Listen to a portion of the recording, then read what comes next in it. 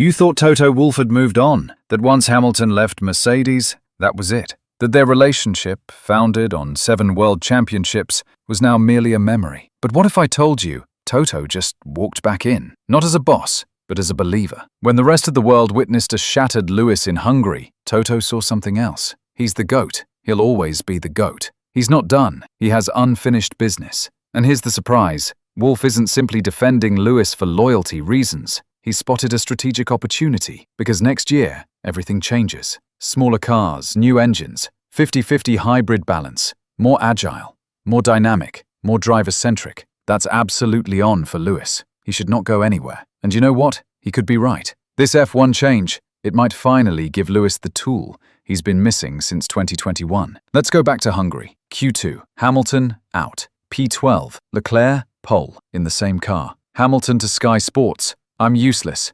Absolutely useless. They probably need to change driver. Post-race, no gains. Stuck, trapped, emotionally done. When questioned if he'd be back following the summer break, he responded, "Hopefully I will be back." That's as close as Lewis has gotten to doubting his own future in F1. The fans picked up on it. The media reported it. And instantly, retirement speculation went into overdrive. But Toto, he wasn't having it. That's Lewis wearing his heart on his sleeve. We've seen it before. He beats himself up, but he always bounces back. Let's pull back. Hamilton isn't racing for points. He's racing for something greater. That 8th title, the one that was stolen in 2021, the one that still smolders in his legacy. Toto knows it. You know it. Hamilton is aware of that. And with 2026 on the horizon, new rules, new philosophy, new car speak, this might be the storm. If Ferrari changes well, if the car gives him confidence, if the feedback aligns with his instincts, Hamilton might go from P12 in Hungary to mythical redemption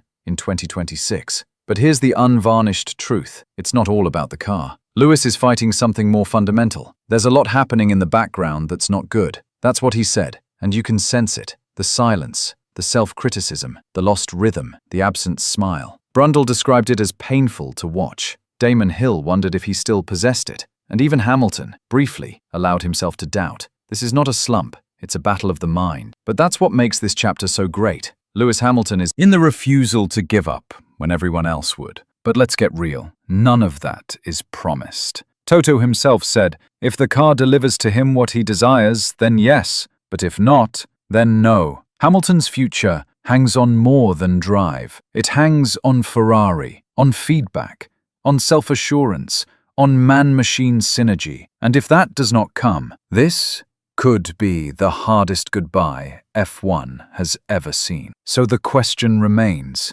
will Ferrari provide Lewis with the car he requires before it's too late? Or will the greatest of all time have to walk away without the finality he deserves? You thought the worst was behind, that Lewis Hamilton had weathered the tempest, that things could not be more hurtful than Baku, Spa, or Imola. But what if I told you Budapest was rock bottom? Because for the first time in years, even Martin Brundle couldn't help but admit it. It's hurtful to see this great champion in so much turmoil. That's not a competitor speaking. That's one of Hamilton's most vocal supporters. And yet, there's a glimmer of hope buried in the embers. Following one of the most dismal weekends of his life, Lewis Hamilton had a sit-down with the team and spoke differently. The summer break will be a chance to reset, to re-energize. It sounds minor, but to a driver who had referred to himself as useless mere hours before, that shift in tone might mean everything. Let's discuss facts. Qualifying. Hamilton out in Q2, P12. Missed Q3 by 0.016. His teammate, pole position. The race, no improvement.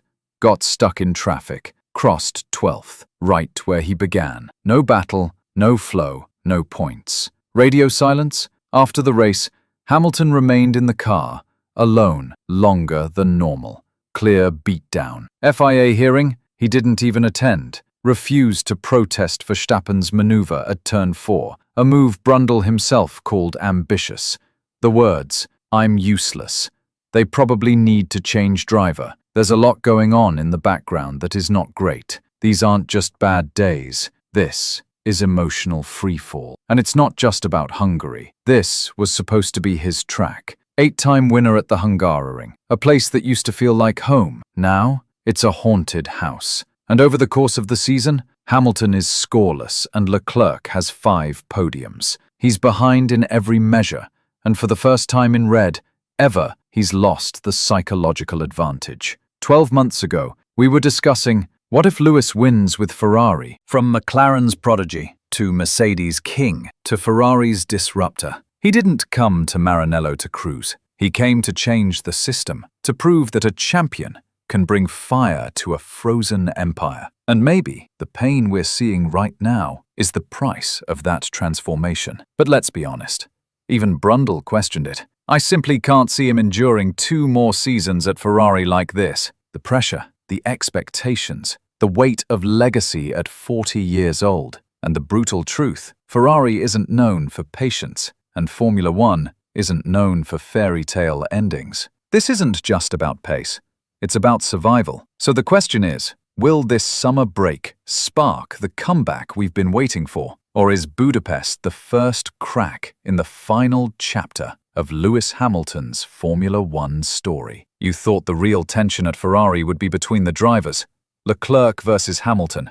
Quiet versus legendary. Stability versus revolution. What if I told you Leclerc just did the opposite of what everyone was thinking? After Lewis Hamilton openly told Ferrari to bench him, Charles didn't throw shade. He didn't smile. He didn't take the bait. He stood by him 100%. And that might change everything, because for the first time in a long time, Ferrari might have unity at the top. 2 drivers, different generations, fighting the same war. Make Ferrari great again. Leclerc said, "We're one team." It was a tough weekend for Lewis, but it's a one-off. I'm sure the second half of the season will be more positive. Think about that. No ego, no passive-aggressive jabs, just respect and faith. Let's get to it. Hungarian Grand.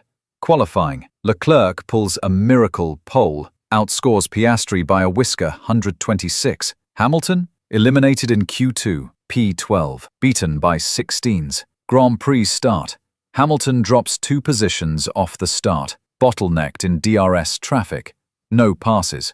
Finishes P12. Same exact spot. Post-race. I'm useless. They should probably change driver. Hopefully I'll be back. He didn't sound like the 7-time world champion. He sounded like someone breaking. And while the headlines exploded with words like retirement and collapse, Charles Leclerc stood still. I want us both to be successful. This was just a bad weekend. It happens.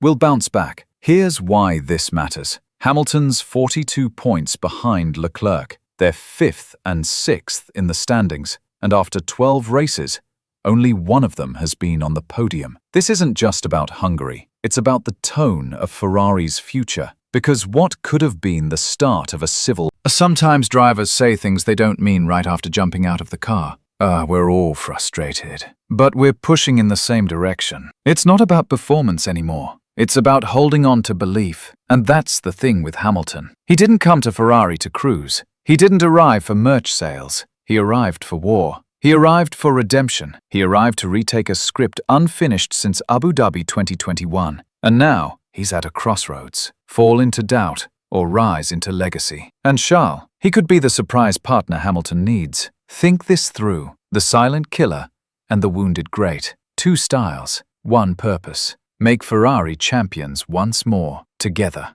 But it won't be simple. There's tension, there's pressure, there's history. If Hamilton continues to struggle, will Leclerc still have his back? If Leclerc continues to outperform, will Hamilton continue to believe? And if Ferrari continues to fail, will either of them even remain for 2027? As Vasseur put it, 1 moment, 1 microphone, 1 bad result, and everything explodes. That's the Ferrari pressure cooker, and both drivers are experiencing it. So here's the question. Is this when they fracture or finally unite? Will Leclerc and Hamilton pen the greatest comeback tale in F1 history? Or is this the final time we'll see them on the same page? Tell us, die-hard Hamilton supporters, did Charles get your respect with that response? Can you envision him and Lewis actually driving Ferrari to glory, side by side? Leave your response in the comments. Smash the like if you still believe in this red redemption story. Share this with anyone who thinks